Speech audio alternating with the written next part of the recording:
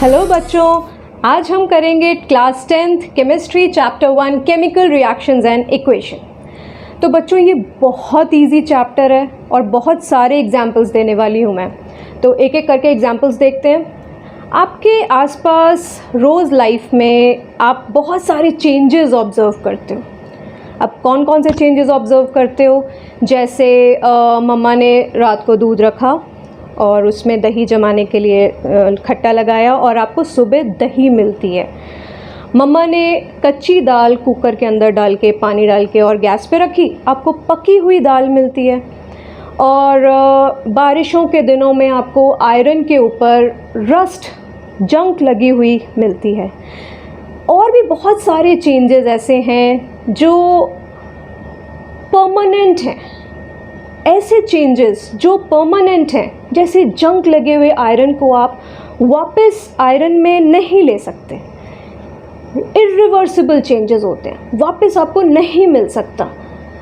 On the other hand, अगर मैं physical change की बात करती हूँ, जैसे मैंने कागज़ लिया, कागज़ को काट दिया, तो हमें कागज़ का कागज़ ही वापस मिल रहा है, हमें कुछ नया प्रोडक्ट नहीं मिल रहा। ठीक है। और भी बहुत सारे एग्जाम्पल्स है फिज़िकल चेंज के, जैसे आपने रबर बैंड लिया और उसको खींचा, उसकी शेप एंड साइज़ तो चेंज हो रहा है, लेकिन वो हमें रबर बैंड का रबर बैंड ही है। तो जो फिज़िकल चेंज होते हैं वो होते हैं टेम्पररी चेंज। ठीक है।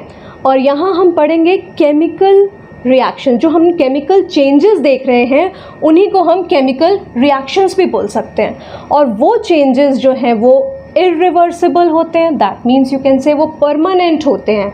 वापस हमें न्यू प्रोडक्ट मिल रहा है। हमें, जैसे हमने पकी हुई दाल को देखा, तो हमें कच्ची दाल नहीं मिल सकती, हमें कुछ नया मिल रहा है। और एनर्जी इज़ रिलीज्ड और एब्जॉर्ब। अब energy either in the form of heat या लाइट, कोई भी एनर्जी या तो रिलीज़ होगी या एब्जॉर्ब होगी। तो हम केमिकल रिएक्शंस में ये सारे चीज़ें देखते हैं। और इसके कुछ एग्जांपल्स मैंने आपको पहले भी दिए हैं। कर्डलिंग ऑफ मिल्क, दूध रखा, दही मिल गया।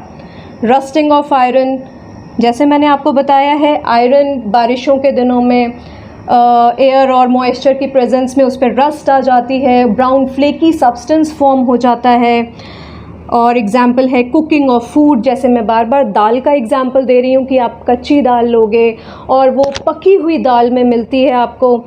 और राइपनिंग ऑफ फ्रूट्स, जैसे आप देखते हो कच्चे फल, हरे रंग के फल लगे होते हैं पेड़ों पर, और कुछ दिनों के बाद आफ्टर फ्यू डेज़ आप ऑब्ज़र्व करते हो कि उसका कलर चेंज हो गया, ग्रीन से या तो येलो हो गया। जैसे आप आम के केस में देखते हो, आप कच्चे आम का कलर आप ग्रीन देखते हो, और जब वो आम पक जाता है तो या तो वो येलो कलर का या ऑरेंज कलर का मीठा आम आपको मिलता है।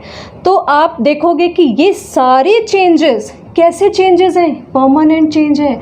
आपको पके आम से कच्चा आम नहीं मिल सकता, कुछ ना कुछ न्यू चीज़ मिल रही है, और एनर्जी या रिलीज़ हो रही है या एब्जॉर्ब हो रही है। अदर हैंड आप देखोगे कि फ़िज़िकल रिएक्शन में मैंने आपको बताया वो चेंजेस टेम्पररी चेंजेस हैं, उसमें कोई न्यू चीज़ नहीं मिल रही है। पेपर को काटा तो आपको पेपर ही मिल रहा है।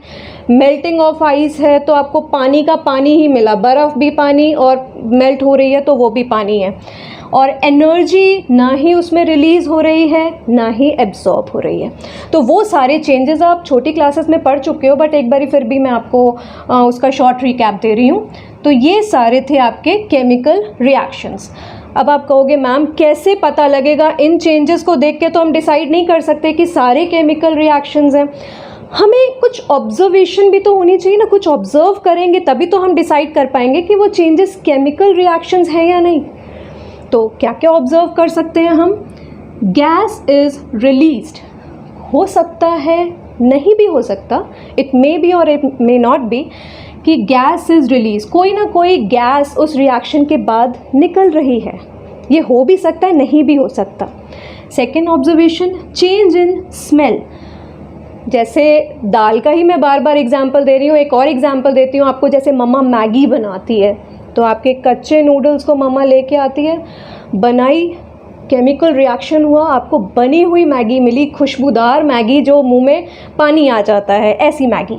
तो उसमें क्या होगा? Change in smell, change in state. मम्मा ने कच्ची दाल ली, सॉलिड स्टेट। जब दाल पकी हुई मिलती है हमें, वो लिक्विड स्टेट में होती है। चेंज इन कलर, आप रस्टिंग ऑफ आयरन में भी ऑब्जर्व कर सकते हो। आपने ग्रे ब्लैक कलर का आयरन लिया और उस पर जब जंग लग जाती है तो वो ब्राउन कलर का फ्लेकी सा ऑब्जेक्ट हमें, रस्टेड आयरन हमें मिलता है। राइपनिंग ऑफ फ्रूट में भी आप देख सकते हो, ग्रीन कलर का कच्चा फल होता है, रॉ फ्रूट होता है, जब वो पक जाता है तो उसका कलर येलो या ऑरेंज या रेड मिलता है हमें। और चेंज इन टेम्परेचर, तो या तो हीट उसमें से या तो हीट निकलेगी या एब्जॉर्ब हो रही है, तो या तो ठंडा ऑब्जेक्ट लिया वो गर्म हो गया, गर्म ऑब्जेक्ट लिया ठंडा हो गया, एंड सो ऑन। तो हो सकता है इनमें से कुछ ऑब्जर्वेशन आपको मिले, हो सकता है एक दो ऑब्जर्वेशन मिले, तो डिपेंड करता है सिचुएशन पे। बट ये सारी ऑब्जर्वेशन है जो जिसमें से एक या दो आप ऑब्जर्व कर सकते हो ड्यूरिंग द केमिकल रिएक्शन। ठीक है, अब एक और मैं आपको केमिकल रिएक्शन बताना चाहती हूँ जो बहुत इम्पॉर्टेंट है। ये इससे रिलेटेड बहुत सारे क्वेश्चंस पूछे जाते हैं, इसलिए मैं आपको ये रिएक्शन बता रही हूँ। आपने मैग्नीशियम रिबन लिया, ठीक है, अब उसको बर्न करना है हमने, तो हम बर्नर लेते हैं और हमें इसको बर्न करना है, ठीक है। लेकिन उससे पहले हम इस मैग्नीशियम रिबन को सैंड पेपर से क्लीन करते हैं। अब वो क्लीन क्यों करते हैं? क्योंकि इसके ऊपर ये जो अब मैंने डॉट से रिप्रेजेंट किया है, इसके ऊपर एक मैग्नीशियम ऑक्साइड की लेयर है। लेकिन जैसा मैंने कहा कि मुझे तो मैग्नीशियम रिबन को बर्न करना है, तो मैग्नीशियम ऑक्साइड की लेयर जो है वो हमें उसको हटाना होगा। तो हम क्या करते हैं, सैंड पेपर लेते हैं और इसको रब करते हैं। जब हमें दिखेगा कि शाइनी सरफेस मिल गई, हमने चिमटे से इसको पकड़ा और इसको बर्न करना शुरू करा, ठीक है। जब हम इसको बर्न करते हैं तो हम क्या ऑब्ज़र्व करते हैं? वाइट कलर की डैज़लिंग फ्लेम हमें नज़र आती है। अब आप कहोगे मैम वाइट कलर की डैज़लिंग फ्लेम हमने कहाँ देखी हुई है? तो इसका भी एग्जांपल मेरे पास है। जैसे आप दिवाली के डेज़ में आप क्रैकर्स जलाते हो, तो आप देखते हो कि आप जनरली ऐसे आंखें करते हो, आंखें चुंधिया जाती हैं, इसे कह सकते हैं। तो वाइट, ऐसी जैसे आंखें चुंधिया जाएं, ऐसी लाइट हमें यहाँ ऑब्ज़र्व करने को मिलती है, ठीक है। जब ये रिबन जल जाता है तो आप क्या देखोगे कि जैसे हमने यहाँ पे वॉच ग्लास सा लिया हुआ है, एक छोटी सी प्लेट भी ले सकते हो। तो जब ये जल जाता है तो एक वाइट पाउडर के फॉर्म में हमने इसको कलेक्ट करना है। तो वो वाइट पाउडर जो है, इसको वाइट ऐश भी बोल सकते हैं। अब ये वाइट पाउडर क्या हुआ? हमने मैग्नीशियम रिबन को जलाया है, तो ये ऑब्वियसली मैग्नीशियम ऑक्साइड होगा,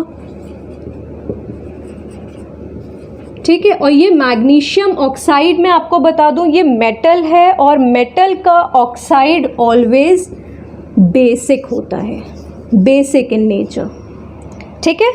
मैं पूछती हूँ कि ये सारे केमिकल रिएक्शंस तो हमने देख लिए, लेकिन अब हम इसे रिप्रेजेंट कैसे करेंगे? तो एक एक केमिकल रिएक्शंस को रिप्रेजेंट करने के लिए हम करते हैं केमिकल इक्वेशन, हम उसको लिखते हैं केमिकल इक्वेशंस के फॉर्म में। अब जैसे देखते हैं, मैंने मैग्नीशियम रिबन का ही एग्जाम्पल लिया था, तो उसको ही हम लिखते हैं। पहले तो लिखेंगे हम स्टेटमेंट फॉर्म,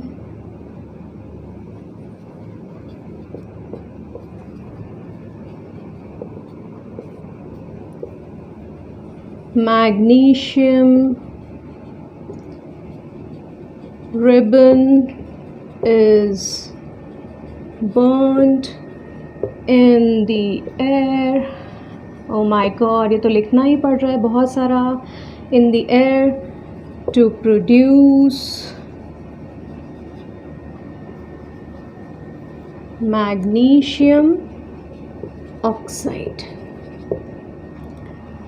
बहुत बड़ा है, इसको एक छोटा सा हम फॉर्म करते हैं, तो हम कहते हैं इसको वर्ड इक्वेशन में लिखने की ट्राई करते हैं। वर्ड इक्वेशन हम लिख सकते हैं मैग्नीशियम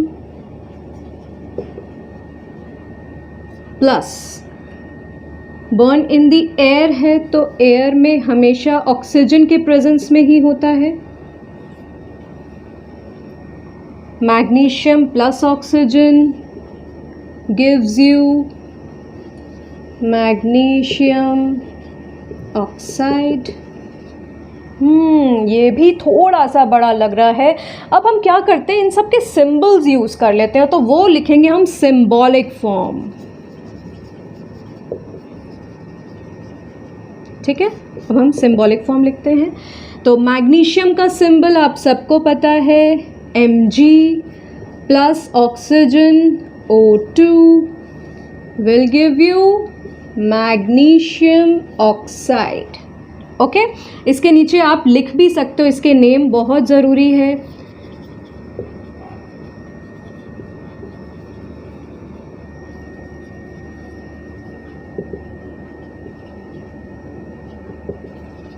ठीक है, तो ये सिंबॉलिक फॉर्म मेरे हिसाब से और सबके हिसाब से बहुत अच्छा है, शॉर्टकट है, आजकल शॉर्टकट का ही ज़माना है। तो ये हुई सिंबॉलिक फॉर्म, समझ भी आ गया, छोटा भी है और इजीली आप हर रिएक्शंस को फटाफट लिख सकते हो। तो आई होप आपको ये भी क्लियर है। अब मैं बताती हूँ बैलेंसिंग द केमिकल इक्वेशन में मैंने अगेन मैग्नीशियम रिबन का ही एग्जाम्पल लिया है। तो इससे पहले मैं आपको एक और चीज़ बताना चाहती हूँ, जो आप ले रहे हो, जो ऑब्जेक्ट्स आपने पहले लिए हुए हैं रॉ फॉर्म नहीं कह सकती इसको मैं, जो आपने रिएक्शन के टाइम पर जो लिए हुए हैं उनको हम कहते हैं रिएक्टेंट्स।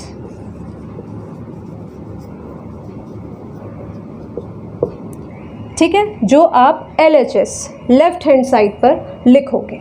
ठीक है, और जो आपको मिल रहा है आफ्टर द रिएक्शन वो होता है आपका प्रोडक्ट। ठीक है, जो हमने लिया वो रिएक्टेंट्स, जो मिला वो प्रोडक्ट को आप RHS में लिखते हो राइट हैंड साइड और रिएक्टेंट को आप LHS में लिखते हो। बीच में आप एक एरो देते हो, दैट मीन्स टू गिव या टू प्रोड्यूस। ओके, और एरो के ऊपर आप कंडीशंस लिखते हो, जैसे कुछ कंडीशंस हैं, जैसे टेम्परेचर है या फिर प्रेशर है या फिर कैटलिस्ट का यूज़ हो रहा है। अब आप कहोगे मैम टेम्परेचर भी समझ आ गया, प्रेशर भी समझ आ गया, ये कैटलिस्ट क्या है? तो कैटलिस्ट हम समझते हैं इधर। कैटलिस्ट एक ऐसे केमिकल यू कैन से या एलिमेंट कभी कभी हम लेते हैं, एक ऐसी चीज़ है जो आपके रिएक्शंस को, आपके केमिकल रिएक्शन को स्पीड अप कर देती है। आप कहोगे मैम समझ नहीं आया, एग्जाम्पल देके समझाओ। तो जैसे आप बैंक में जाते हो, आपको पैसे जमा कराने हैं, ठीक है, तो या तो आप लंबी लाइन में लगो या फिर आप एक एजेंट को ढूंढो। आप कहो यार मैं टाइम नहीं है मेरे पास, तू ये पकड़ पैसे, तू मेरे पैसे डिपॉजिट करा ले। वो कहेगा ओके, ठीक है, आपके पैसों में उसका कोई इंटरेस्ट नहीं है, लेकिन आपका काम जल्दी हो जाएगा। ठीक है, तो कैटलिस्ट भी क्या होते हैं, एक ऐसे एजेंट होते हैं जो आपके केमिकल रिएक्शन को स्पीड अप कर देंगे। तो कौन कौन से कैटलिस्ट हम जनरली यूज़ करते हैं? पैलेडियम, निकल, sulphuric acid and so on. ठीक है, तो ऐसे ही कुछ कैटलिस्ट हैं जो हम यूज़ करते हैं हमारे रिएक्शंस को फास्ट करने के लिए। अब हम आते हैं बैलेंसिंग पे। तो बैलेंसिंग की ज़रूरत क्यों पड़ी? तो आपने 9th स्टैंडर्ड में पढ़ा है law of conservation of mass, which states that mass of product always equals to mass of reactant. आपने जितना रिएक्टेंट लिया है, जितना रिएक्टेंट का मास आपका है, अगर आप कैलकुलेट कर सकते हो इसको, तो आपके प्रोडक्ट के मास के बराबर ही आएगा। लेकिन यहाँ तो कुछ गड़बड़ लग रही है मुझे। मैग्नीशियम इज 1 एटम, यहाँ पे भी ठीक है, बट ऑक्सीजन 2 एटम्स, लेकिन यहाँ पर 1। कुछ ना कुछ तो गड़बड़ है। अब हम इसे ठीक करते हैं। तो हम LHS और RHS लेते हैं, कौन कौन से एलिमेंट्स हैं वो भी लिख देते हैं, ठीक है। Magnesium LHS1 RHS1, fine. Oxygen LHS2 RHS1। Balance करने के लिए आपको क्या करना पड़ेगा, यहाँ इसको 2 करना पड़ेगा। तो मैं यहाँ 2 लगा दूँ? No, this is wrong. हमें 2 कहाँ लगाना होगा, हमें हमेशा आगे यानी मॉलिक्यूल पे लगाना होता है टू बैलेंस इट। हमें एटम को कभी पीछे से बैलेंस नहीं करते, हम एटम को नहीं इंक्रीज कर सकते, क्योंकि अब ये कंपाउंड बन चुका है। तो हमने हमेशा इसकी मॉलिक्यूल को इंक्रीज करना है। ये चाहे आप साइड में स्टार बना के लिख लो कि हमें एटम को बैलेंस नहीं करना है, हमें मॉलिक्यूल को बैलेंस करना है। ओके, तो अब हम देखते हैं, जैसे ही मैंने यहाँ पर 2 लगाया तो मेरा मैग्नीशियम का भी कुछ गड़बड़ हो गई, मैग्नीशियम बिगड़ गया। तो हमने देखा कि मैग्नीशियम तो यहाँ पे 2 हो गया RHS में। अब इसको बैलेंस करने के लिए हमें LHS में भी 2 करना पड़ेगा। तो हम यहाँ नहीं लगाएंगे, हम हमेशा आगे यानी मॉलिक्यूल को बैलेंस करते हैं। अब देखो हमारी इक्वेशन बैलेंस हो गई, 2 magnesium 2 magnesium 2 oxygen 2 oxygen. Now it is balanced equation. एक और इक्वेशन मैं आपको बताती हूँ।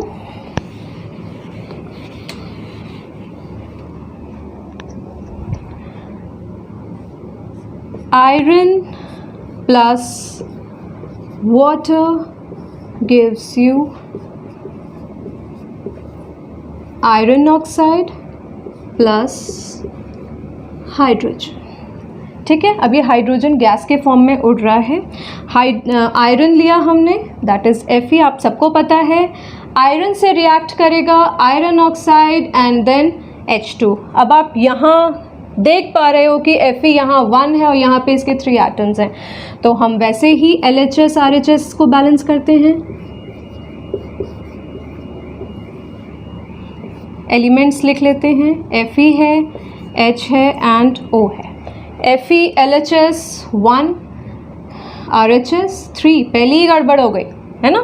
तो इसको सबसे पहले हम बैलेंस कर लेते हैं। इनटू 3 हमने LHS में कर दिया, यहाँ नहीं लगाएंगे, मॉलिक्यूल पे लगा देते हैं। अब Fe तो बैलेंस हमारा हो गया। H को बैलेंस करना है, H यहाँ 2 है, यहाँ पर भी 2 है, ओके फाइन। और ऑक्सीजन देखेंगे, हमारा LHS में 1 है और RHS में 4 है। इसको बैलेंस करने के लिए हमें क्या करना पड़ेगा, यहाँ पर LHS में हमें 4 लगाना पड़ेगा। तो यहाँ 4 नहीं लगाएंगे, यहाँ लगाएंगे आगे मॉलिक्यूल पे, ठीक है। तो जैसे ही हमने मॉलिक्यूल को आगे किया तो हम देखते हैं हाइड्रोजन भी हमारा चेंज हो गया। हाइड्रोजन देखो अब कितना हो गया, 4 × 2 दैट इज़ 8। अब इससे हाइड्रोजन को बैलेंस करने के लिए हमें यहाँ पर भी 4 लगाना पड़ेगा। हम इसको यहाँ पे 4 लगा देते हैं। अब देखो हम एक एक करके देखते हैं। Iron 3, okay done. हाइड्रोजन 4 2 ज़ा 8, हाइड्रोजन 4 2 ज़ा 8, डन। Oxygen 4 done. अब हमारी इक्वेशन टोटली बैलेंस हो गई है, ठीक है। आई होप आप सबको समझ आ रहा होगा। आप इसको चाहो तो नोट डाउन कर लो। तो केमिकल इक्वेशन में कभी कभी आपसे क्वेश्चंस पूछे जाते हैं कि इस इक्वेशन को बैलेंस भी करो और साथ के साथ स्टेट सिंबल लिखो। अब स्टेट सिंबल क्या होते हैं वो यहाँ पे ध्यान दें आप। मैंने अभी यही वाली इक्वेशन ली थी, iron when react with water. तो मैं आपको ये बताना चाहती हूँ कि वाटर यहाँ पर स्टीम के फॉर्म में है, ठीक है। Will give you iron oxide plus hydrogen. अब आप यहाँ पे देखेंगे आयरन जो कि एक सॉलिड है, एक स्मॉल एस से डिनोट करना है। स्टीम है, आपको पता है वो जी, स्मॉल जी यानी गैस से डिनोट करना है। यहाँ अगेन आपका जो आयरन ऑक्साइड है it is in solid state. और हाइड्रोजन, हाइड्रोजन के साथ आप ऐसे भी कई बारी किसी इक्वेशन में आप देखोगे, नोटिस करोगे तो हाइड्रोजन गैस इवॉल्व हो रही है, निकल रही है, ठीक है। और इसको यहाँ पर आप गैस लिख सकते हो, ठीक है। तो आपने कहाँ कहाँ क्या क्या लिखना है वो मैं आपको बता रही हूँ। आपने जब भी कोई सॉल्ट लेना है तो आप उसको स्मॉल एस से डिनोट करोगे। कोई लिक्विड ले रहे हो आप, उसको आप एल से डिनोट करोगे। अब लिक्विड में अगर कोई एक्वस सॉल्यूशन है, जैसे आपने कोई सॉल्ट लिया उसको पानी में घोला तो वो आपका एक्वस सॉल्यूशन बनता है।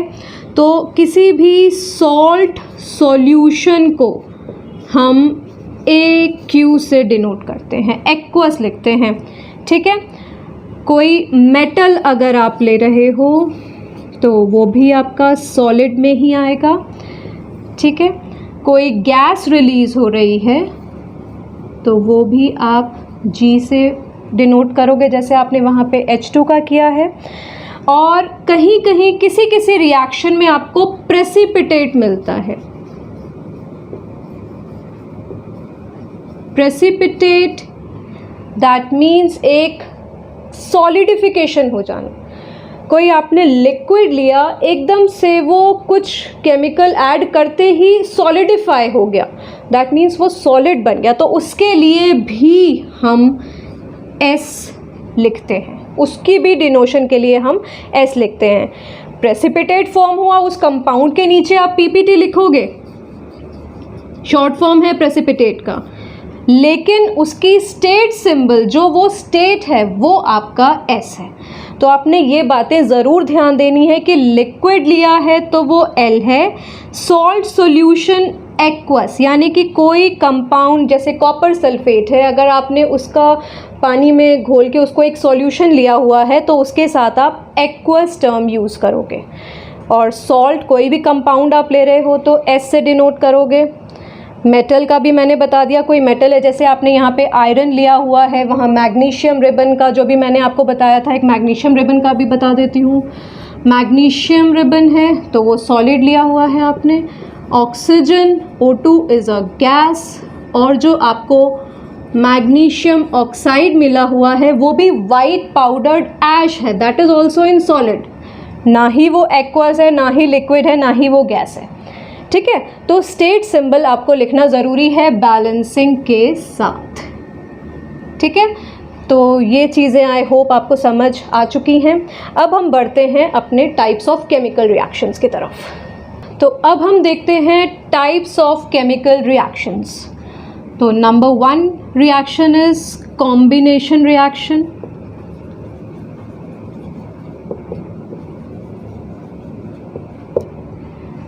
नाम से ही लग रहा है कुछ ना कुछ कंबाइन होने वाला है।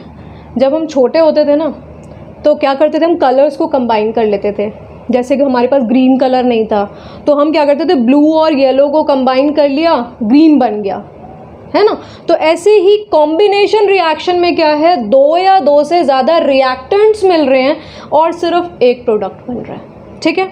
जैसे एक फॉर्मेट बना देती हूँ इसको, जैसे A + B आपका बन गया कंपाउंड AB। तो यहाँ 2 रिएक्टेंट हैं और सिंगल प्रोडक्ट मिल रहा है। तो when 2 or more reactants combine together to form a single product, that kind of reaction is known as combination reaction. Number 2, decomposition reaction.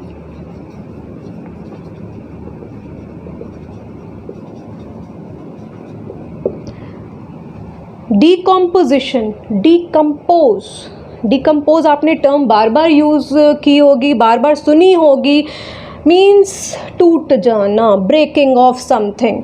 तो तोड़ने के लिए हमें हमेशा एनर्जी रिक्वायर्ड होती है, कुछ काइंड ऑफ कोई फोर्स चाहिए होती है उसको हमें तोड़ने के लिए, वो मैं अभी बताती हूँ आपको। डिकम्पोजिशन रिएक्शन यहाँ पे क्या है, आपका सिंगल रिएक्टेंट है जो दो या दो से ज़्यादा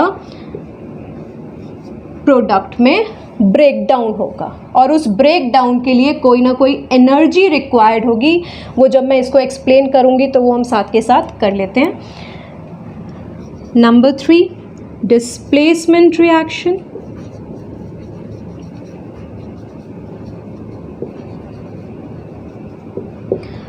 डिस्प्लेसमेंट रिएक्शन, नाम से क्या लग रहा है, कोई ना कोई किसी ना किसी को डिस्प्लेस कर रहा है, उसकी जगह से हटा रहा है। आजकल का ज़माना यही है, जो बहुत ज़्यादा पावरफुल लोग होते हैं ना, वो कम पावर वालों को हटा देते हैं, ठीक है। तो यहाँ पर भी कुछ ना कुछ ऐसा ही है। अब जैसे ये बहुत पावरफुल है, कोई बहुत पावरफुल पर्सन है ये, और ये बेचारा कम पावरफुल अपनी सीट पर बैठा हुआ है।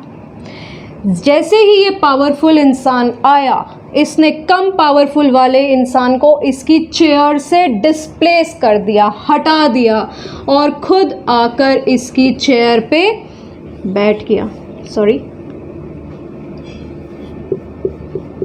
और ये बेचारा कम पावरफुल वाला अकेला हो गया। तो ये है डिस्प्लेसमेंट रिएक्शन, जहाँ पे more reactive element displace the lower reactive element from its aqueous salt solution।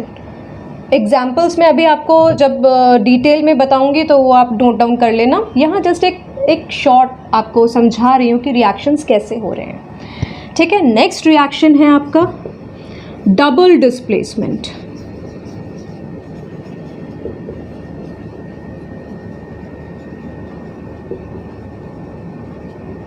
Double displacement, यहाँ क्या है, दो लोग अपनी अपनी चेयर पे बैठे हुए हैं,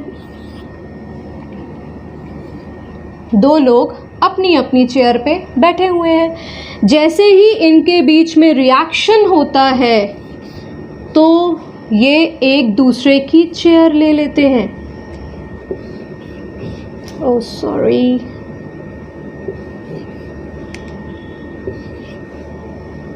इन्होंने क्या किया, अपनी अपनी चेयर को एक्सचेंज कर लिया। रिएक्शन में जब दो कंपाउंड्स को हम मिला रहे हैं, ऐड कर रहे हैं, तो ये अपने अपने रेडिकल्स एक्सचेंज कर रहे हैं। एग्जाम्पल्स अभी मैं सारे बताऊंगी डिटेल में, ठीक है। नेक्स्ट रिएक्शन है आपका ऑक्सीडेशन रिडक्शन।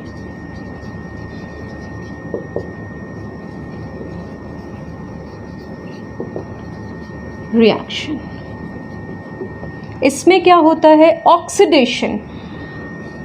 ऑक्सीडेशन में या तो एडिशन ऑफ ऑक्सीजन होगा या फिर रिमूवल ऑफ हाइड्रोजन, ठीक है। रिडक्शन उल्टा है इसका, उसमें एडिशन ऑफ हाइड्रोजन है या फिर removal of oxygen. I hope ये एक शॉर्ट आपको समझ आ चुका होगा रिएक्शंस के बारे में। अब हम एक एक करके इसको डिटेल में पढ़ते हैं। फर्स्ट रिएक्शन देखते हैं हम, कॉम्बिनेशन रिएक्शन। जैसे मैंने आपको पहले ही बताया है इसका format, when two or more reactants combine together to form a single product। दो या दो से ज़्यादा रिएक्टेंट्स जुड़कर एक सिंगल प्रोडक्ट फॉर्म कर रहे हैं। अब इसके एग्जाम्पल्स हम देख लेते हैं। मैग्नीशियम रिबन का ही एग्जाम्पल सबसे पहले मैं लेना चाहती हूँ। Magnesium plus oxygen gives you magnesium oxide, okay. ये फर्स्ट, यहाँ पे आप देखो दो रिएक्टेंट्स मिल रहे हैं और आपको एक सिंगल प्रोडक्ट फॉर्म हो रहा है। Second, carbon plus oxygen gives you carbon dioxide. अब कार्बन एक पेपर में भी कार्बन है, लकड़ी में भी कार्बन है, इवन कि हमारे अंदर भी कार्बन है। बहुत सारे कार्बन से रिलेटेड कंपाउंड्स हैं। तो या तो ओनली कार्बन या कार्बन कंपाउंड्स जब भी जलते हैं तो कार्बन डाइऑक्साइड तो रिलीज होती ही है। तो आप देखो कार्बन प्लस ऑक्सीजन जल रहा है, दैट मीन्स तो 2 रिएक्टेंट हैं और एक ही सिंगल प्रोडक्ट आपको मिल रहा है। थर्ड आप आ जाओ, calcium oxide plus water gives you CaOH twice. That means calcium oxide quick lime, इसको क्विक लाइम भी बोलते हैं। ये चूने के बड़े बड़े पत्थर होते हैं, अगर आपने कभी देखा हो गांव में आज भी इससे ही घर को वाइट वॉश किया जाता है। क्या करते हैं, ये लेके आते हैं, बहुत रीज़नेबल पड़ते हैं क्योंकि आजकल तो लोग डिस्टेंपर्स यूज़ कर रहे हैं जो बहुत कॉस्टली होते हैं, तो ये काफ़ी उनको सस्ते पड़ते हैं। ये वो मार्केट से ले आते हैं और पानी में डाल देते हैं। तो पानी में डालने से क्या होता है, बिना जलाए वो ऐसा अपीयर होता है कि वो बॉयल हो रहा है। जिस भी बड़े बर्तन में ये हमने डिप किया पानी के अंदर, ऐसा लगता है कि वो बॉयल हो रहा है। बहुत सारी हीट निकलती है, बहुत सारी हीट, ऐसा लगेगा बुलबुले उठ रहे हैं, बॉयल हो रहा है, हमने कुछ भी नहीं जलाया, लेकिन इतनी सारी हीट निकलती है। और सुबह के टाइम हमें कैल्शियम हाइड्रोक्साइड मिलता है जिसे हम स्लेक्ड लाइम भी बोलते हैं। ये एक वाइट ग्रेइश कलर का एक लिक्विड मिलता है जिसे हम अप्लाई करते हैं वॉल्स के ऊपर। और इसके बाद का रिएक्शन मैं आपको यहाँ पे बता रही हूँ, वो कॉम्बिनेशन रिएक्शन नहीं है, बट इसके बाद का रिएक्शन ऐसे ही आपको पता होना चाहिए आपकी नॉलेज के लिए कि क्या होता है। और ये हीट निकल रही है, ये ओनली हीट है, कंपाउंड आपको एक ही मिल रहा है, जो आपका प्रोडक्ट है वो एक ही है। तो आपने क्विक लाइम लिया, पानी में डाला और आपको स्लेक लाइम मिला, that means you are taking 2 reactants और आपको एक प्रोडक्ट मिल रहा है। ठीक है, इसके बाद का रिएक्शन क्या होता है, ये मैं स्टार मार्क कर रही हूँ क्योंकि ये कॉम्बिनेशन रिएक्शन नहीं है।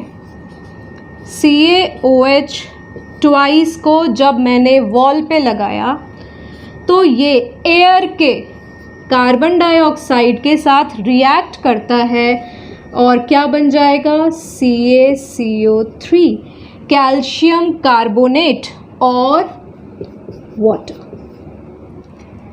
कैल्शियम कार्बोनेट की ही फिनिशिंग आती है वॉल्स पर, जो आप वाइट फिनिशिंग देखते हो, वाइट कलर का जो आपको यू कैन से प्रेसिपिटेट फॉर्म होता है, वो है आपका कैल्शियम कार्बोनेट। इसे हम लाइमस्टोन भी बोलते हैं।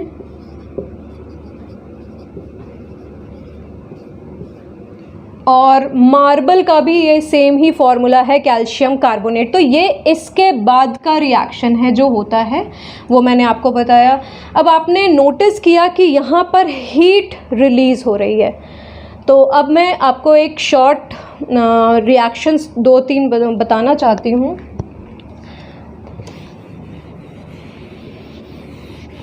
जिसमें से हीट रिलीज़ होती है।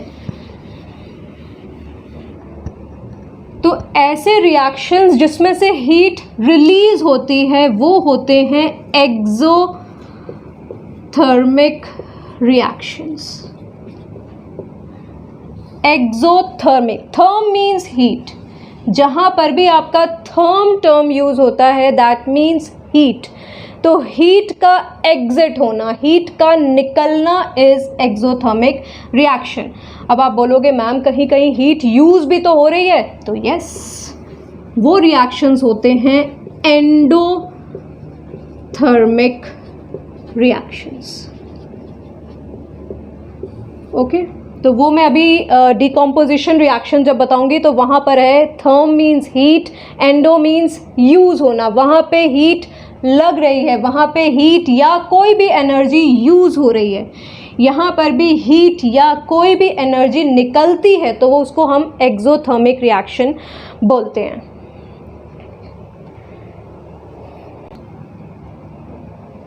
तो एक्सोथर्मिक के कुछ एग्जाम्पल्स मैं आपको देती हूँ। एक तो पहले वाला ही था जो रिएक्शन मैंने आपको बताया जिसमें से हीट निकल रही थी, स्लेट लाइम फॉर्म हो रहा था, बहुत सारी हीट निकल रही थी, वो भी एक्सोथर्मिक है। और मीथेन जो मार्शी गैस जिसे कहते हैं, बायोगैस भी यू कैन से, ठीक है, ये जब भी बर्न होती है तो इसमें से भी CO2 प्लस H2O के साथ बहुत सारी एनर्जी यू कैन से निकलती है, ठीक है। तो यहाँ पर भी एनर्जी का रिलीज है, तो यहाँ पर भी ये रिएक्शन कौन सा हो गया, एक्सोथर्मिक रिएक्शन हो गया। अभी मैं कॉम्बिनेशन नहीं बता रही हूँ, कॉम्बिनेशन जो पहले वाली जो मैंने लिखा था वो सारे रिएक्शंस थे, ये एक्सोथर्मिक और एंडोथर्मिक रिएक्शंस मैं आपको बता रही हूँ। सेकेंड है इसका example, decomposition of vegetable matter.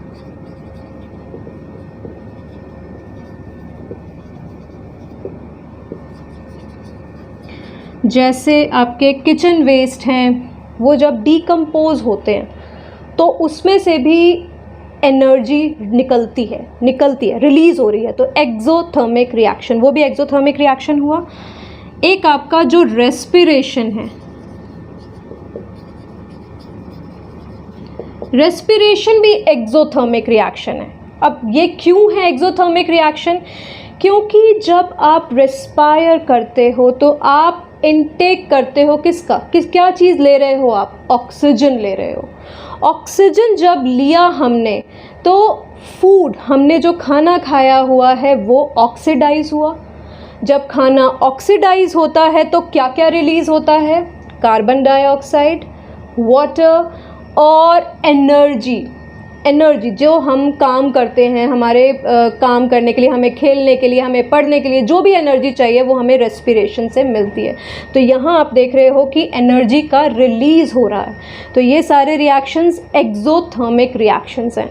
Endothermic reaction जहाँ आपकी एनर्जी यूज़ हो रही है, ये सारे रिएक्शंस अभी मैं आपको डीकॉम्पोजिशन रिएक्शन में बताती हूँ। तो सेकेंड रिएक्शन आपका आता है डीकॉम्पोजिशन रिएक्शन, जिसका फॉर्मेट मैंने पहले ही दिया हुआ है। यहाँ एक सिंगल रिएक्टेंट ब्रेकडाउन होगा 2 या 2 से ज़्यादा प्रोडक्ट्स में।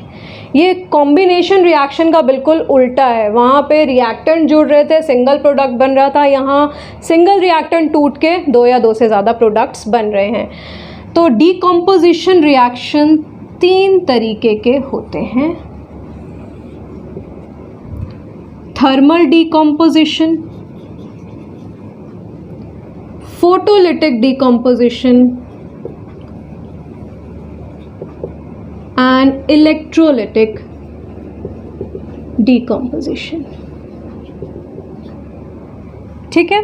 थर्मल मैंने पहले ही बताया, जहां पर भी थर्म टर्म यूज होगा दैट मीन्स हीट, ठीक है। यहाँ हीट की हेल्प से हम एक रिएक्टेंट को तोड़ेंगे 2 या 2 से ज़्यादा प्रोडक्ट्स में।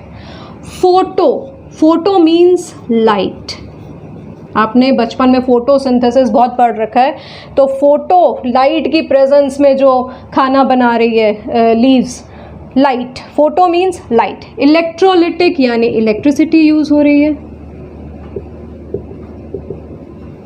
ठीक है। तो ये सारे फॉर्म ऑफ एनर्जी है जो यूज हो रही है रिएक्टेंट को तोड़ के 2 या 2 से ज़्यादा प्रोडक्ट्स में, ठीक है। या तो हीट या लाइट या इलेक्ट्रिसिटी। अब किसी चीज़ को तोड़ना है तो हथौड़ी तो चाहिए ना, तो ये सारे एक हैमर का काम करते हैं उस रिएक्टेंट को ब्रेक डाउन करने में। तो एक एक को हम डिटेल में पढ़ते हैं, अभी फ़िलहाल हम थर्मल कर रहे हैं, ठीक है।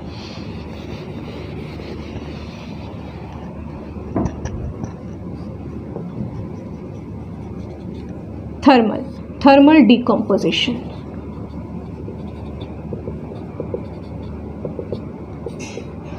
तो फर्स्ट रिएक्शन,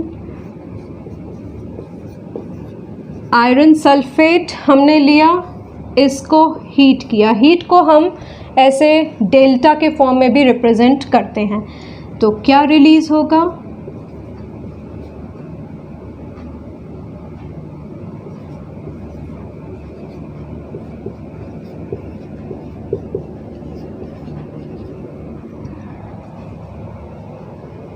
ठीक है।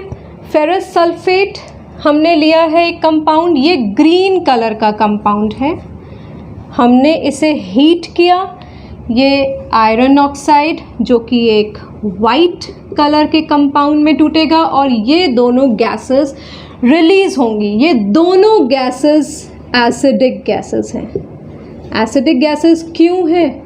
क्योंकि ये नॉन मेटालिक ऑक्साइड्स हैं। जो भी नॉन मेटालिक ऑक्साइड है वो आपका एसिडिक होगा। जैसे मैंने मैग्नीशियम रिबन का आपको बताया था, जब मैग्नीशियम ऑक्साइड रिलीज़ हो रहा था तो उसका नेचर क्या था? बेसिक, क्योंकि वो मेटालिक ऑक्साइड था। यहाँ पे नॉन मेटालिक ऑक्साइड्स हैं तो वो एसिडिक गैसेस रिलीज़ कर रहे हैं और ये गैसेस हमें इनहेल नहीं करना है। दैट मीन्स जब भी हम टेस्ट ट्यूब में ये लेकर इसको जला रहे होंगे तो हमें अपने नोज़ और माउथ को थोड़ा साइड रख के बर्न करना है, क्योंकि ये गैसेस अगर हमारे अंदर चली गई तो हमें नुकसान करेंगी, सल्फ्रस एसिड फॉर्म होगा, ठीक है, और वो काफ़ी बदबूदार होती है, उसकी ओडोर अच्छी नहीं है, तो इसको इनहेल नहीं करना है हमें। तो ये हमें वाइट कलर का कंपाउंड मिल रहा है आफ्टर इसको हीट देने के बाद, ठीक है। तो ये फेरस सल्फेट को हमने हीट किया, ये वाइट कलर का कंपाउंड बना। कलर मैं इसलिए बता रही हूँ क्योंकि ये क्वेश्चंस आते हैं कि एक ग्रीन कलर का कंपाउंड हमने बर्न किया और वाइट कलर में कन्वर्ट हो गया, तो वो रिएक्शंस आप लिखो। तो आपने ये वाला रिएक्शन लिखना है। सेकेंड रिएक्शन है आपका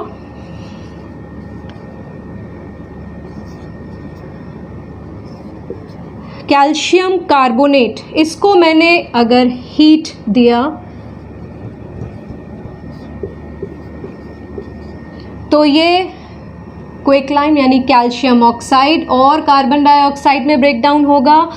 ये दोनों वाइट कलर के ही हैं, इसमें कलर का तो नहीं क्वेश्चन आता, लेकिन एक ऐसा रिएक्शन बताओ जो मैन्युफैक्चर ऑफ सीमेंट में यूज़ हो रहा है, तो ये वाला रिएक्शन उस जगह पे आप लिखोगे, क्योंकि ये वाला जो कंपाउंड है ना कैल्शियम ऑक्साइड, ये मैन्युफैक्चरिंग ऑफ सीमेंट में यूज़ होता है, ठीक है। थर्ड रिएक्शन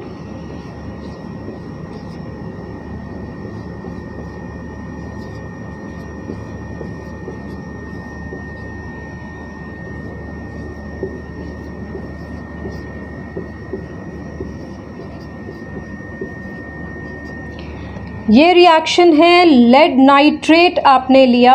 अब ये येलो कलर का कंपाउंड है जो वाइट कलर के कंपाउंड में कन्वर्ट हो जाता है और ब्राउन फ्यूम्स निकलती हैं। ये जो NO2 है ये ब्राउन फ्यूम्स के फॉर्म में रिलीज होगा और आपका लेड ऑक्साइड वाइट कलर का कंपाउंड मिल रहा है और ये भी हीट की प्रेजेंस में होगा। हीट को डेल्टा से भी कई लोग डिनोट करते हैं, आप भी कर सकते हो, ठीक है। तो ये सारे थे आपके थर्मल डिकम्पोजिशन। आई होप आपको समझ आ चुकी होगी। आप लोग चाहो तो साथ के साथ इसके स्क्रीनशॉट लेते जाया करो।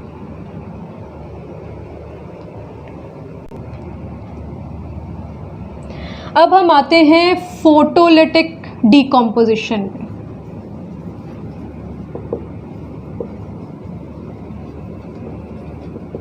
फोटोलिटिक डिकम्पोजिशन मैंने आपको पहले ही बताया है। फोटो मीन्स लाइट, लाइट को यूज करके डिकम्पोज करना। एग्जाम्पल देती हूं आपको, AgCl सिल्वर क्लोराइड, सनलाइट में रखेंगे अगर, ये वाइट कलर का कंपाउंड है, ठीक है। कलर्स आप याद रखना, कौन सा कंपाउंड ले रहे हो, किस में कन्वर्ट हो रहा है, क्योंकि ऐसे क्वेश्चंस आते हैं। तो सिल्वर क्लोराइड आपने लिया जो वाइट कलर का कंपाउंड है। In the presence of sunlight, sunlight की प्रेजेंस में ये ब्रेक डाउन होगा AgCl2। ये क्लोरीन है, गैस है, ये उड़ जाएगी और आपको शाइनी ग्रे कलर का आपको सिल्वर मिल रहा है उस प्लेट में, ठीक है। Shiny grey, you can write shiny grey और ग्रे, ठीक है। ऐसे ही AgBr हमने लिया, silver bromide, it is also white in colour. Sunlight की प्रेजेंस में again it will break down into shiny grey और shiny, you can say shiny grey और ग्रे, ठीक है, चांदी है चमकेगा ही, ठीक है। तो शाइनी ग्रे और ब्रोमीन गैस उड़ जाएगी, ठीक है। तो ये था फोटोलिटिक डिकम्पोजिशन, लाइट की प्रेजेंस में कंपाउंड का ब्रेक डाउन होना इनटू 2 और मोर प्रोडक्ट, यहाँ 2 ही है, ठीक है। तो यहाँ आपको कौन सी एनर्जी यूज़ हो रही है, सनलाइट यूज़ हो रही है, ठीक है। नेक्स्ट डिकम्पोजिशन रिएक्शन है हमारा इलेक्ट्रोलिटिक डिकम्पोजिशन, यानी कि इलेक्ट्रिसिटी की हेल्प से हम किसी कंपाउंड को तोड़ रहे हैं 2 या 2 से ज़्यादा प्रोडक्ट में। तो यहाँ कौन सी एनर्जी यूज़ हो रही है, इलेक्ट्रिसिटी की। तो हम ये देखते हैं, हमने ये बीकर लिया हुआ है, ये डायग्राम आपको एनसीईआरटी में भी मिल जाएगा, बट फिर भी एक मैंने बना दिया है, आप देखो इसको। एक बीकर लिया हुआ है, इसमें पानी है, 2 इन्वर्टेड टेस्ट ट्यूब्स ली हुई हैं, ग्रेफाइट के रॉड्स हैं एज द इलेक्ट्रोड्स, और ये स्विच है और 6 वोल्ट की बैटरी से इसको हमने अरेंज कर दिया है। तो when we switch it on, जब हम इसमें इलेक्ट्रिसिटी पास करते हैं, तो आप बताओ वाटर में इलेक्ट्रिसिटी पास हो जाएगी, नहीं होगी। तो कुछ ना कुछ इसमें इलेक्ट्रोलाइट हमने डालना होगा जिसकी वजह से ये फ़्लो बने, क्योंकि प्योर वाटर अगर हमने लिया है तो वहाँ इलेक्ट्रिसिटी फ़्लो नहीं होगी। तो हम क्या लेंगे, डाइल्यूट सल्फ्यूरिक एसिड H2SO4, हमने डाइल्यूट इसमें थोड़े से ड्रॉप्स डाल दिए हैं, जिसकी वजह से अब इसमें इलेक्ट्रिसिटी पास हो रही है। तो आफ्टर फ्यू आवर्स आप नोटिस करोगे कि यहाँ कुछ बबल्स आने शुरू हो गए हैं, यहाँ कुछ बबल्स आने शुरू हो गए और ये टेस्ट ट्यूब के अंदर ये गैस फिल हो रही है। तो एनोड के साइड पे आप देखोगे कि ऑक्सीजन रिलीज़ हो रही है और कैथोड के साइड पे आप देखोगे हाइड्रोजन रिलीज़ हो रही है। ये क्वेश्चन आता है कि एनोड के साइड कौन सी गैस रिलीज़ हुई और कैथोड में कौन सी गैस रिलीज़ हुई। तो एनोड पे ऑक्सीजन, कैथोड पे हाइड्रोजन। अब आप नोटिस करोगे कि ऑक्सीजन का अमाउंट हाइड्रोजन से आधा है, यानी कि हाइड्रोजन का अमाउंट ऑक्सीजन से डबल। अब ये कैसे पॉसिबल है, तो हम देखें पहले रिएक्शन हो क्या रहा है। तो H2O को हमने डिकम्पोज किया with the help of electricity. क्या क्या रिलीज़ हो रहा है, हाइड्रोजन एंड ऑक्सीजन। अब आप यहाँ पे देखोगे बैलेंसिंग नहीं है अभी, तो बैलेंसिंग करनी पड़ेगी, हाइड्रोजन टू, ओके फाइन। लेकिन ऑक्सीजन यहाँ पर 1 है, यहाँ 2 है, तो हम क्या करेंगे, LHS को बैलेंस करेंगे। यहाँ पे हमने 2 लगा दिया। अब आप देखोगे जैसे ही 2 लगाया हमारा हाइड्रोजन इम्बैलेंस हो जाता है, तो उसको बैलेंस करने के लिए हमें यहाँ पर भी 2 लगाना पड़ेगा। अब हम रीचेक करते हैं, hydrogen 2 2s are 4, 2 2s are 4, okay fine. Oxygen 2, okay. तो यहाँ आप देख सकते हो कि कितने मॉलिक्यूल ऑफ हाइड्रोजन है, 2 मॉलिक्यूल्स, और ऑक्सीजन के कितने मॉलिक्यूल हैं, 1 मॉलिक्यूल। तो इसलिए हाइड्रोजन का अमाउंट ऑक्सीजन से डबल आ रहा है, ठीक है। तो ये था आपका इलेक्ट्रोलिटिक डिकम्पोजिशन, जिसमें इलेक्ट्रिसिटी यूज हुई to break a single reactant into 2 different products. Next reaction is displacement reaction. नाम से ही लग रहा है कोई ना कोई किसी ना किसी को हटा रहा है, डिस्प्लेस कर रहा है। तो यहाँ मैंने आपको एक फॉर्मेट से समझाया था, जब एक पावरफुल पर्सन एक लो पावरफुल पर्सन को उसकी चेयर से हटा देता है। ये ज़्यादा पावरफुल है, ये कम पावरफुल है। इसने क्या किया, इसको डिस्प्लेस करके इसकी चेयर पे बैठ गया। तो अब क्या बनेगा, इस चेयर पे ज़्यादा पावरफुल पर्सन बैठ गया और इस बेचारे लो पावरफुल पर्सन को हटा दिया। ऐसे ही इस रिएक्शन में अगर हम देखें तो when a higher reactive element displace the lower reactive element, higher reactive element lower reactive element को डिस्प्लेस कर देगा उसके एक्वस सॉल्ट सॉल्यूशन से। एग्जाम्पल्स देखते हैं हमने आयरन लिया, आयरन का कोई टुकड़ा या आयरन की कोई कील ले ली और उसको कॉपर सल्फेट के सॉल्यूशन में हमने डाला। कुछ घंटों बाद या कुछ समय बाद हम देखते हैं कि आयरन सल्फेट फॉर्म हो रहा है और कॉपर कील के ऊपर जो हमने लिया था उसके ऊपर कॉपर की डिपोजिशन है। और जो सॉल्यूशन बन गया, ये पहले सॉल्यूशन ब्लू कलर का था, ये ब्लू कलर के क्रिस्टल्स होते हैं कॉपर सल्फेट के, उसको हमने पानी में घोल के उसका एक सॉल्यूशन बनाया हुआ था, एक्वस सॉल्ट सॉल्यूशन इसका था। ये हायर रिएक्टिव एलिमेंट ने इसको हटा दिया और ये लाइट, यू कैन से पेल ब्लू फॉर्म हो जाएगा सॉल्यूशन और कील के ऊपर कॉपर की डिपोजिशंस हो जाएंगी। अब आप कहोगे मैम कैसे पता लगेगा कि हायर रिएक्टिव कौन है, लोअर रिएक्टिव कौन है, कन्फ्यूजन आ जाएगी। तो इसके लिए मैं आपको रिएक्टिविटी सीरीज़ यहाँ पर लिख देती हूँ, RS करके लिख रही हूँ, आप इसे नोट डाउन कर लो।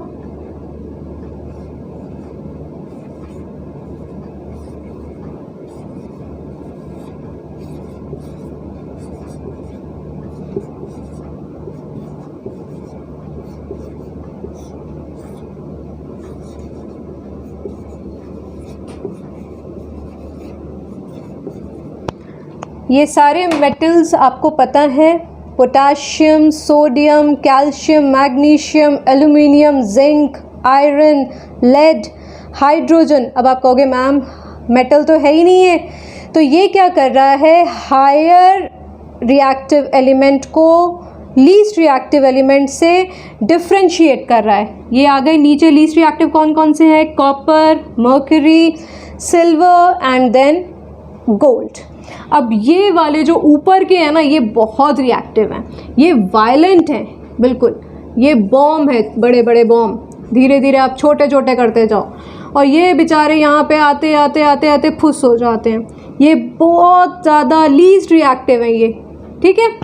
तो ये है आपकी रिएक्टिविटी सीरीज़, इसको आपको याद करना होगा, कनाका, मग, अल, जन, फेपब, ऐसे करके आप उसको याद कर सकते हो, ठीक है। तो अब आप यहाँ पे देख रहे हो आयरन, आयरन ऊपर है कॉपर के, तो ये ज़्यादा रिएक्टिव है, ये इसको क्या करेगा, इसके एक्वस सॉल्ट सॉल्यूशन से हटा देगा। और रिएक्शंस बताती हूँ आपको। अगर मैं कहूँ कि यहाँ मैंने कॉपर ले लिया और आयरन सल्फेट में डाला तो क्या होगा, आप कहोगे मैम बहुत सिंपल है, ये तो कॉपर सल्फेट बन गया और आयरन बन गया। ये पॉसिबल नहीं है। आप देखो कॉपर आयरन से कम रिएक्टिव है, ये इसको डिस्प्लेस कर ही नहीं पाएगा, ये पावरफुल है ही नहीं, है ना, तो ये इसको डिस्प्लेस नहीं कर सकता। तो ये रिएक्शन जो है वो नॉट पॉसिबल रिएक्शन है, ठीक है। इसलिए मैं इसको रब कर रही हूँ, जो पॉसिबल ही नहीं है लिखने का क्या फ़ायदा ना। नेक्स्ट रिएक्शन तो हम देखते हैं, जिंक ले लेते हैं और कॉपर सल्फेट ले लेते हैं, इसको हम देखते हैं क्या होगा। अब Zn कहाँ पर है, यहाँ पर है, कॉपर सल्फेट, कॉपर नीचे आ रहा है, तो पावरफुल कौन हुआ, कौन ज़्यादा रिएक्टिव है, जिंक ऑब्वियसली। तो जिंक अब इसको इसके एक्वस सॉल्ट सॉल्यूशन से हटा सकता है। तो हम क्या देखेंगे, क्या बन गया, जिंक सल्फेट बन गया और कॉपर बेचारा अकेला हो गया। एक और रिएक्शन देख लेते हैं, कॉपर प्लस PbCl2 को हमने देखा। अब कॉपर कहाँ है, यहाँ है, Pb कहाँ है, यहाँ है, क्या ये रिएक्शन पॉसिबल है, no, it is not possible. तो अब आपको इन रिएक्शन से समझ तो आ रही होगी कि कौन किसको डिस्प्लेस कर सकता है, अगर आपको ये रिएक्टिविटी सीरीज़ याद है। ये रिएक्टिविटी सीरीज़ में याद करने के लिए इसलिए कह रही हूँ, ये इस चैप्टर में तो आपको काम आएगी, मेटल एंड नॉन मेटल जब आप पढ़ोगे तो उसमें भी आपको ये बहुत बहुत बहुत यूज़फुल है। तो इसलिए इसको आप नोट डाउन कर लो, वैसे NCERT में है तो आप इसको नोट डाउन करना चाहते हो तो नोट डाउन कर लो, याद तो ज़रूर कर लेना, ठीक है। तो ये इन रिएक्शंस को आप नोट डाउन कर लो फर्स्ट। नेक्स्ट रिएक्शन हम देखते हैं, डबल डिस्प्लेसमेंट रिएक्शन। मैंने इसका फॉर्मेट आपको बना के दिया हुआ था। यहाँ ये दोनों कंपाउंड्स, ये दोनों पर्सन्स अपनी अपनी चेयर पे बैठे हुए हैं, और जैसे ही रिएक्शन हुआ तो इस रेड वाले की चेयर पे ये ब्लैक पर्सन और ब्लैक वाले की चेयर पे ये रेड पर्सन। दैट मीन्स इन्होंने अपनी अपनी चेयर एक्सचेंज कर ली। ऐसे ही रिएक्शन के टाइम दो कंपाउंड्स अपने अपने रेडिकल्स एक्सचेंज कर लेते हैं। इस रिएक्शन में दो कंपाउंड्स अपने अपने रेडिकल्स एक्सचेंज कर लेते हैं। एग्जांपल्स देखते हैं हम।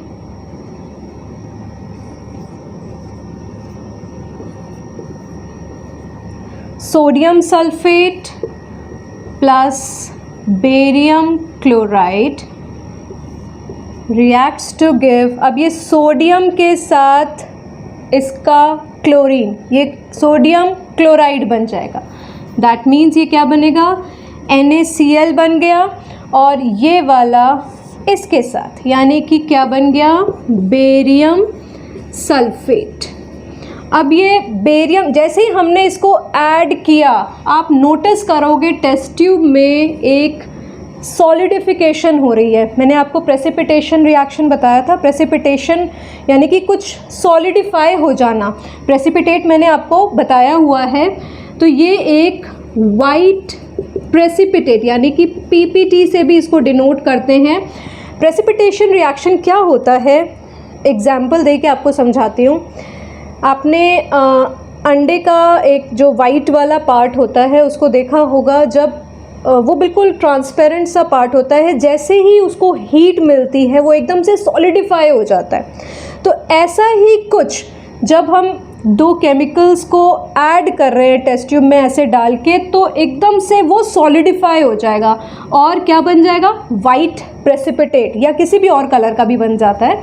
तो इस रिएक्शन में आपको वाइट कलर का प्रेसिपिटेट मिल रहा है। तो क्वेश्चंस कभी कभी ऐसे भी आते हैं कि प्रेसिपिटेशन रिएक्शंस कौन से रिएक्शंस में से होता है। जो आपको 5 रिएक्शंस मैंने बताए हैं उसमें से जनरली डबल डिस्प्लेसमेंट में प्रेसिपिटेट फॉर्म होता है, और ऐसे रिएक्शंस जिसमें प्रेसिपिटेट मिल रहा है, ऐसे रिएक्शंस को हम प्रेसिपिटेशन रिएक्शंस भी बोलते हैं। नेक्स्ट रिएक्शन देखते हैं हम।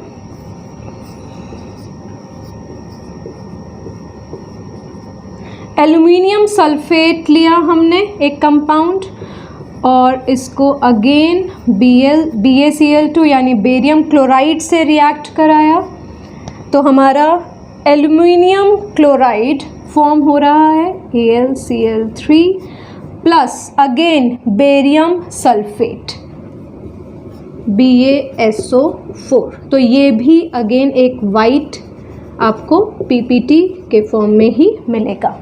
ठीक है, तो डबल डिस्प्लेसमेंट से आपको क्या समझ में आया, दो कंपाउंड्स हमने लिए हैं, ऐड करते ही इस वाले ने इसका रेडिकल और इस वाले ने इसका रेडिकल ले लिया और दो अलग अलग कंपाउंड्स मिल गए। लाइक ये वाले, जो ये अपनी चेयर पे बैठा था, ये अपनी चेयर पे बैठा था, इन दोनों ने अपनी अपनी चेयर्स एक्सचेंज कर ली। कोई किसी को डिस्प्लेस नहीं कर रहा, ये क्या कर रहे हैं, एक दूसरे की चेयर एक्सचेंज कर रहे हैं। यहाँ पर इन दोनों ने अपने अपने रेडिकल्स एक्सचेंज कर लिए। ठीक है, अब हम आते हैं ऑक्सीडेशन एंड रिडक्शन रिएक्शंस की तरफ। ऑक्सीडेशन मैं पहले ही बता चुकी हूँ, एडिशन ऑफ ऑक्सीजन और रिमूवल ऑफ हाइड्रोजन, इन दोनों में से कोई भी हो रहा है तो ऑक्सीडेशन है। Reduction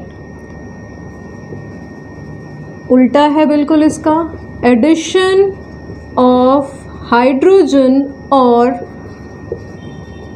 removal of oxygen.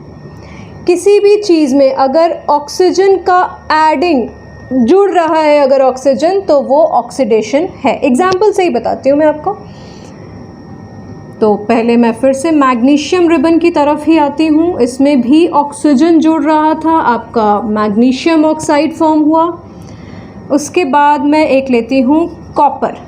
Copper एक ब्राउन कलर का एलिमेंट मेटल है, इसको अगर आपने जलाया तो ये एक कंपाउंड फॉर्म करता है कॉपर ऑक्साइड जो ब्लैक कलर का, ये ब्राउन है। कलर मैं फिर से इसीलिए बता रही हूँ क्योंकि ये क्वेश्चन बार बार पूछा जाता है कि एक एलिमेंट, एक ब्राउन कलर का आपने मेटल लिया, उसको जलाया और एक ब्लैक कलर का कंपाउंड फॉर्म हुआ, तो वो यही वाला रिएक्शन है। ठीक है, आप देखो यहाँ पर मैग्नीशियम के साथ ऑक्सीजन जुड़ रहा है, एडिशन ऑफ ऑक्सीजन है, तो मैग्नीशियम ऑक्सीडाइज हो गया यहाँ पर टू फॉर्म मैग्नीशियम ऑक्साइड। यहाँ क्या चीज़ ऑक्सीडाइज हो रही है, देखने से ही लग रहा है कॉपर में ऑक्सीजन ऐड हो रहा है, कॉपर ऑक्सीडाइज होकर क्या बन गया, कॉपर ऑक्साइड। इसके बाद वाला रिएक्शन क्या है, अगर यही कॉपर ऑक्साइड में हमने हाइड्रोजन गैस पास की तो ये क्या बन जाता है, Cu प्लस H2O। ठीक है, आप देख रहे हो यहाँ कॉपर ऑक्साइड से ऑक्सीजन हट गया, यानी रिमूवल ऑफ O2, तो ये वाला रिएक्शन क्या हो गया, रिडक्शन रिएक्शन, यानी कि यहाँ ये रिडक्शन हो रही है। और हाइड्रोजन में ऑक्सीजन का एडिशन हो रहा है, इसलिए ये वाला रिएक्शन होता है हमारा ऑक्सीडेशन रिएक्शन। यहाँ ऑक्सीडेशन हो रहा है, hydrogen is oxidise to form water and copper oxide is reduce to form copper, यानी कि कॉपर मेटल हमें ब्राउन कलर का मेटल वापस मिल जाएगा। ठीक है, यहाँ तक क्लियर है। एक और रिएक्शन बताती हूँ मैं, ZNO, ये वाला रिएक्शन मेटलर्जी में बहुत यूज़ होता है, जो आपके metal and non metal chapter में आएगा। इसको आपने कार्बन के साथ रिएक्ट कराया तो आपका क्या बन जाता है, Zn प्लस CO, यानी कि आपको जिंक मेटल मिल जाएगा और कार्बन मोनोऑक्साइड मिलेगा। इसमें आपका ZnO जो है, देखो आप यहाँ से यहाँ पे आ जाओ तो आप देखोगे कि ZnO से O का रिमूवल है, removal of oxidation, oxygen is reduction, तो ये वाला रिएक्शन जो हो रहा है वो रिडक्शन है। और कार्बन आप देखो ऑक्सीडाइज हो रहा है, कार्बन में ऑक्सीजन जुड़ रहा है, तो ये वाला रिएक्शन क्या हो गया आपका, ऑक्सीडेशन रिएक्शन हो गया। ये ऑक्सीडेशन और रिडक्शन की बात तो समझ में आ गई। इसमें ऑक्सीडाइजिंग एजेंट भी हो रहे हैं, अभी मैं आपको समझाती हूँ।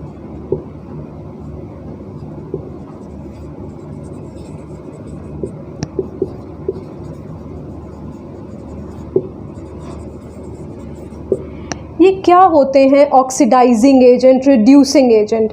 ऑक्सीडाइजिंग एजेंट जो किसी दूसरे मॉलिक्यूल को ऑक्सीडाइज होने में हेल्प करता है वो होता है ऑक्सीडाइजिंग एजेंट। रिड्यूसिंग एजेंट जो किसी दूसरे मॉलिक्यूल को रिड्यूस होने में हेल्प करता है वो होता है रिड्यूसिंग एजेंट। गोलमाल हो गया सब, आपको इजी लैंग्वेज में समझाती हूँ। जो रिड्यूस हो रहा है वो है आपका ऑक्सीडाइजिंग एजेंट, यहाँ मैं OA से डिनोट कर रही हूँ, और जो ऑक्सीडाइज हो रहा है वो है आपका रिड्यूसिंग एजेंट, यहाँ RA से डिनोट कर रही हूँ। ठीक है, आपको आई होप समझ आ रही होगी। ऑक्सीडाइजिंग एजेंट जो इसको हेल्प कर रहा है ऑक्सीडेशन में, तो ये हो गया ऑक्सीडाइजिंग एजेंट। रिड्यूसिंग एजेंट जो इस वाले को रिड्यूस होने में हेल्प कर रहा है, सिंपल लैंग्वेज में ये समझो, जो रिड्यूस हो रहा है वो ऑक्सीडाइजिंग एजेंट है। यहाँ पर ये भी ऑक्सीडाइजिंग एजेंट है क्योंकि ये भी रिड्यूस हो रहा है टू फॉर्म ये Zn, और कार्बन ऑक्सीडाइज हो रहा है तो ये वाला हो गया आपका रिड्यूसिंग एजेंट। जहाँ पर भी ये दोनों रिएक्शंस आपके एक साथ हो रहे हैं, ऑक्सीडेशन भी हो रहा है, रिडक्शन भी हो रहा है, तो ऐसे रिएक्शन को आप क्या बोलोगे, रेडॉक्स रिएक्शन बोलोगे। तो यानी कि ये दो रिएक्शंस जो हैं, जो मैंने यहाँ पर लिखे हुए हैं, ये आपके होते हैं रेडॉक्स रिएक्शन, रिडक्शन ऑक्सीडेशन। एक बारी फिर से समझा देती हूँ। Magnesium oxidise to form magnesium oxide, यहाँ addition of oxygen. Copper brown coloured metal oxidise to form a compound copper oxide which is the black coloured compound. ये कॉपर ऑक्साइड यहाँ पर अगर हम इसे रिड्यूस करते हैं H2 के साथ रिएक्ट करते हैं तो ये बनता है आपका वापस कॉपर, वापस मिल जाता है आपको ब्राउन कलर का, और वाटर, और ये आपका रिड्यूस होकर कॉपर बन रहा है। Copper oxide reduce to form copper. Hydrogen oxidise to form water, यहाँ ऑक्सीडेशन है, जुड़ रहा है O2। जो रिड्यूस हो रहा है वो आपका ऑक्सीडाइजिंग एजेंट यहाँ पे आपको समझ आ गई होगी, और H2 जो ऑक्सीडाइज हो रहा है वो आपका रिड्यूसिंग एजेंट है। बहुत सिंपल है, ज़्यादा मुश्किल नहीं है। ZnO जो रिड्यूस होकर आपका Zn ओनली यानी जिंक बन रहा है, और जो रिड्यूस हो रहा है ऑब्वियसली वो ऑक्सीडाइजिंग एजेंट होगा, OA से यहाँ डिनोट हो रहा है। कार्बन जो जिसमें ऑक्सीजन जुड़ रही है, कार्बन मोनोऑक्साइड फॉर्म हो गया, ये आपका रिड्यूसिंग एजेंट है। ठीक है, तो इसको आप नोट डाउन कर सकते हो। नेक्स्ट आपका टॉपिक आता है कोरोजन। सारे रिएक्शंस तो हमने कर लिए, यहाँ एक टॉपिक है कोरोजन। अब कोरोजन क्या होता है कि आप नोटिस करो कि कुछ मेटल्स को जब वो नए नए होते हैं तो बहुत शाइन करते हैं। जैसे सिल्वर का आप कोई बैंगल लेके आते हो या कोई हार लेके आ रहे हो आप, तो आप देखोगे कि वो बहुत शाइन करता है, शुरू शुरू में बहुत शाइन करता है, लेकिन आफ्टर फ्यू ईयर्स आप नोटिस करोगे कि वो काला पड़ गया है। ठीक है, तो ये क्या है? Because of corrosion. और एग्जाम्पल ले लो, जैसे आप कॉपर के लोटा आता है या कॉपर का कोई बर्तन है, कोई प्लेट है, बहुत सारी चीज़ें हैं कॉपर की, वो आप लेकर आते हो, लेकिन कुछ सालों के बाद आप उसमें भी नोटिस करते हो कि वो एक ग्रीनिश सब्सटेंस में कन्वर्ट हो जाए, मतलब ग्रीन, उसकी शाइन तो चली गई लेकिन उसके ऊपर ऊपर एक ग्रीन लेयर सी फॉर्म हो गई है। तो that is also because of corrosion. तो कोरोजन का क्या मतलब हुआ? ईटिंग अवे या depletion of metals due to air, moisture, acids present in the atmosphere। ये रीज़न है, ये क्या करेंगे, मेटल से अटैक करेंगे, मेटल के ऊपर वाली लेयर को ये डिप्लीट करते जाते हैं, और उसकी वजह से क्या होता है, उनकी शाइन चली जाती है। तो आपने कोरोजन किसमें मैंने अभी बताया, जैसे आपने सिल्वर में देखा, चांदी में, आपने कॉपर में देखा। चांदी में कौन सा कलर आप नोटिस करते हो? ब्लैक कलर नोटिस करते हो, और वो ब्लैक कलर क्या है? सिल्वर सल्फाइड है।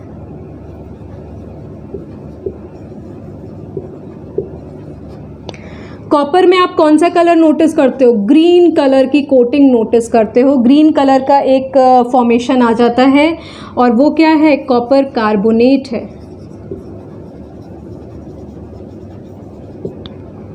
और आपने नोटिस किया होगा आयरन, आयरन में आप कौन सा कलर नोटिस करते हो अगर उसमें कोरोजन आ जाती है तो? अब आप कहोगे आयरन का कोरोजन तो मैंने बताया ही नहीं है।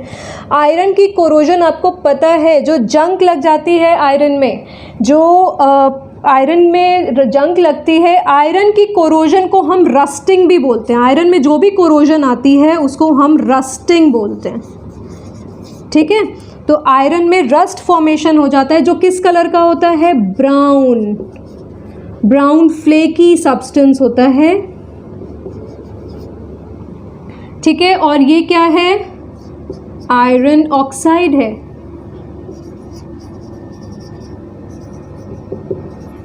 तो आयरन की कोरोजन को हम खाली रस्टिंग बोलेंगे, बाकी सारे मेटल्स की जो कलर शाइन जा रही है वो बिकॉज ऑफ कोरोजन है।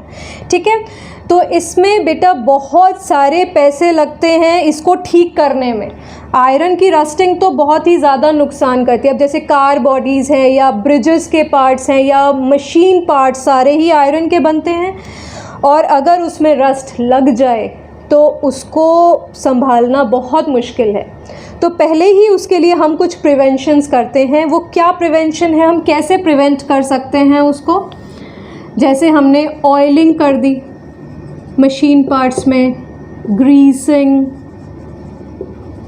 या पेंटिंग कर देते हैं हम आयरन को, या फिर क्रोम प्लेटिंग है, क्रोमियम मेटल की एक लेयर चढ़ा दी, क्रोम प्लेटिंग उसको कहते हैं, गैल्वेनाइजेशन एंड मैनी मोर। तो ये सारे प्रोसेस हैं प्रिवेंशन के, प्रिवेंशन फ्रॉम रस्ट। ठीक है, रस्ट से ऐसे हम बच सकते हैं। अब रस्ट इतनी ज़्यादा तबाही करने वाली है, यू कैन से ब्रिजेस में अगर लग जाए, या रेलवे ट्रैक्स होते हैं वो भी आयरन के होते हैं, मशीन पार्ट्स में लग जाएं तो हमें बहुत ज़्यादा अपने पैसे लगाने पड़ते हैं उसको ठीक करने के लिए। ठीक है, तो ये कोरोजन आपको समझ आ चुकी होगी। अब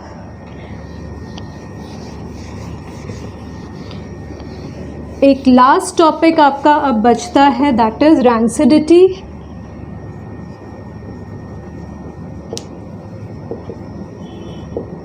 तो रैंसिडिटी क्या होती है? पहले मैं आपसे कुछ क्वेश्चंस करती हूँ। अगर आप चिप्स लेके आते हो मार्केट से, आपने थोड़े से चिप्स खा लिए, आपने कहा कि मैं कल खाऊंगा, आपने उसको रैप किया और साइड में रख दिया। नेक्स्ट डे क्या आपको वही टेस्ट मिलता है? नो। क्यों? क्योंकि वो चिप्स अब रैंसिड हो चुका है। रैंसिड मीन्स उसकी टेस्ट, उसका जो आपने टेस्ट, उसकी स्मेल जो है वो चली जाती है। अब के ऐसे कौन से सब्सटेंस है जो रैंसिड हो सकते हैं? जिसमें भी ऑयल होगा, जो फैट कंटेनिंग सब्सटेंस होंगे, उसका टेस्ट और smell after few hours you can से वो चला जाता है, वो रैंसिड हो जाता है। तो उस प्रोसेस को कहते हैं रैंसिडिटी। तो रैंसिडिटी में क्या हुआ? टेस्ट और स्मेल चला गया। कैसे सब्सटेंस से? फैट और ऑयल कंटेनिंग सब्सटेंस से। जिसमें फैट है, जिसमें ऑयल है, जैसे चिप्स है, तो उसको आप दोबारा नहीं खा सकते हो। ठीक है, और ऐसे ही फ्राई की हुई कोई कुछ चीज़ें हैं तो आप उसको सोचो कि मैं बाद में खा लूँगा, और नेक्स्ट डे आप उसको खाने की ट्राई करते हो, लेकिन आपको उसकी स्मेल भी नहीं अच्छी लगती, टेस्ट तो बिल्कुल ही बेकार हो जाता है। ठीक है, तो इस प्रोसेस को क्या कहेंगे? रैंसिडिटी। और जो सब्सटेंस का जो हाल हुआ है वो होता है रैंसिड। अब वो रैंसिड हो गया, इसलिए हम खा नहीं सकते, उसको कंज्यूम नहीं कर सकते। तो अब इससे कैसे बचा जाए? तो प्रिवेंशन इसकी भी, कैसे प्रिवेंट करेंगे? अब जाहिर सी बात है, हमने चिप्स को खोला तो वो ऑक्सीजन के कांटेक्ट में आ गया, ऑक्सीडाइज हो गया और उसका टेस्ट और स्मेल चेंज हो गया। तो आप कहोगे मैम उसमें तो ऑलरेडी एयर होती है। तो वो एयर ऑक्सीजन नहीं है, वो एयर है नाइट्रोजन। नाइट्रोजन उसमें डाली जाती है चिप्स के पैकेट्स में। जो आप फूले हुए चिप्स के पैकेट्स देखते हो, उसमें नाइट्रोजन गैस होती है जो एक एंटीऑक्सीडेंट है। एंटीऑक्सीडेंट यानी कि ऑक्सीडेशन को रोकने वाली एंटीऑक्सीडेंट है ये गैस, जो चिप्स के पैकेट्स में डाली जाती है। तो जब तक ये गैस प्रेजेंट है वो ऑक्सीजन के कांटेक्ट में नहीं आ रहा और रैंसिड नहीं हो रहा, यानी उसका टेस्ट और स्मेल एज इट इज़ है जब तक वो पैक्ड है। लेकिन जैसे ही आपने उसको खोला, तुरंत क्या होगा? नाइट्रोजन गैस चली गई और ऑक्सीजन ने एंट्री मारी, और क्या हो गया? ऑक्सीडाइज हो गया और रैंसिड कर दिया उस खाने की चीज़ को। तो इसलिए आप उसको नेक्स्ट डे नहीं खा पाते हो। ठीक है, एक तो ये हो गया कि उसको एंटीऑक्सीडेंट हम गैस डाल दें, नाइट्रोजन गैस डाल दें उसको प्रिवेंट करने के लिए। एक और पॉइंट है आपका एयर टाइट कंटेनर्स। उसको एयर टाइट कंटेनर्स में भी रख सकते हैं। ठीक है, जब तक वो एयर टाइट कंटेनर में है तब तक वो ठीक है, क्योंकि जैसे ही वो खुलेगा ऑक्सीजन से उसका रिएक्शन होगा और फिर वो रैंसिड हो जाएगा। ठीक है, तो ये सारी चीज़ें थी।